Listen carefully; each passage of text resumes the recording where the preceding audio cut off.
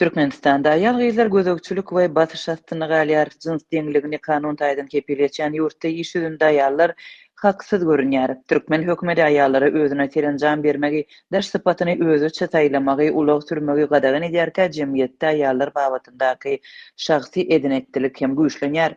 Köpçülüge ma'lum bolan soňky video türkmen zenanlarynyň gündelik durmuşynda zulum pidaty bolýandygyny açaçan görkezýär. Gahyr gadaba menen orta ýaşly erkek adam aýaly köpçülügiň öňünde rehimsiz durýar. Adam gıýgyrýar, paýyş sözlerini gaýgyrmaýar we aldygyndan aýaly urýar hem ýere ýykyp depýär. Erkek köşeşip bilmän ýene-de janana topulýar. Bu ýagdaý 2,5 minutlap dowam edýän videoda jübüdiň jaýdan çykyp gitmegi bilen tamamlanýar. 3 awgust Azatlyk radiosyna gowşan bu 2,5 minutlyk video gözellik salonunda orta ýaşly aýal maşgalanyň ýenjilmegi bilen başlanýar. Videodan görünýär bu ýerde ona golay başga janan bar, olar gorky hem nägilelik bildirýärler. Azatlyk radiosynyň çeşmesi bu videonyň köşedäki salonlaryň birinde alınandygyny aýdar. Aýal maşgala edilýän zulumy görkezýän bu videony ilkinji bolup Türkmen News garaşsyz neşri çap etdi. Neşir okujylaryna salgylanyp bu ýagdaýyň Aşgabatyň golaýyndaky köşe etrafynda bolandygyny öňe sürýär.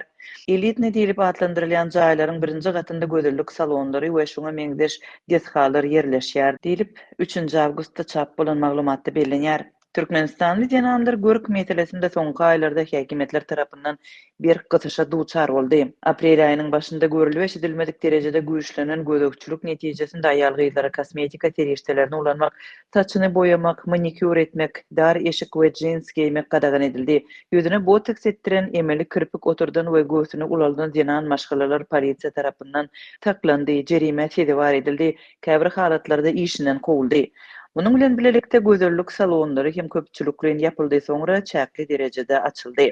Türkmenistanda adatça köpçülüklerin uzyn köýnek giýen we ýaly gatanýan jananlardan soňky aýlarda köýneklerin giň bolmagy milli nagyşly türkmen balagyny giýmek we başyny örtmek talaby da has güýçlendi.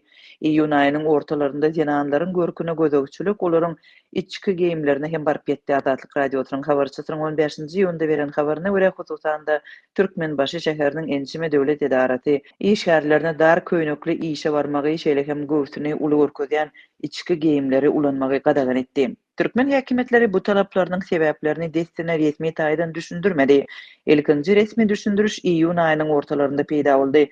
Türkmenistanyň Milli Geňeşiniň mejlisiniň deputaty Serdar Arazow Türkmenistanda aýallara özüne çekejilik usullarynyň kosmetologiýa hyzmatlarynyň peýdalanmagynyň gadagan edilmeginiň sebäbini dowlat sanitariýa maksatlary bilen düşündirdi. Arazowyň aýdanlary Birleşen Milletler Guramasynyň Merkezi Aziýa ýurtlarynyň durunukly ösüş maksatnamasy boýunça Almatyda geçirilen sammitine gatnaşan mahalynda özüne jurnalistler tarapyndan berilen sowala jogap boldy. Gazak metbuatyna görä türkmen deputaty şonda Türkmenistanda her bir aýalyň özüne öz ýakynlaryna hem çağalarynyň geljegine şonuň üçin ýurdunyň hem jemgyýetiniň geljegi üçin jogapkärçilikden habarly bolup ýaşaýanlygyny hem ma'lum etdi. Bellemeleri Türkmen häkimetleri jananlara soňky gözökçülügini ahlak uğruna hem gönükdirdi. Soňky aýlarda köçede öz adamsy bilen el tutuşyp ýören jananlar polisiýa tarapyndan saklandy we ahlak terbiýeti hakyndaky leksiýalary dinlemäge mejbur boldy. Jananlara awtoloklaryň öňündäki ýolukçy oturgujynda bolmak hem gadagan edildi. Türkmenistanyň Birleşen Milletler Guramasynyň aýallar geňeşiniň 3 ýyllyk agdalygynyň 1-nji ýylyna gabat gelen bu basyşlar Türkmenistanda häkimetiň çalışmagynyň we 40 ýaşlaryndaky Serdar Berdimuhammedowyň täze prezident bellenmeginiň ýygyna gabat geldi. Käbirler jananlara gözökçüligi prezidentiň aşy konserwativ garaýşlary bilen hem düşündirdi. Aýallaryň daş keşfine gözökçülük meselesi Henizem hökümetiň üns merkezinde galýar. Habarçylaryň 1 awgustda beren maglumatlaryna görä ýa-ni ýakynda jananlaryň daş keşfi meselesi häkimetleriň Mary vilayatynyň dindarlary bilen geçiren ýöriti ýygnaklaryna hem gozaldy.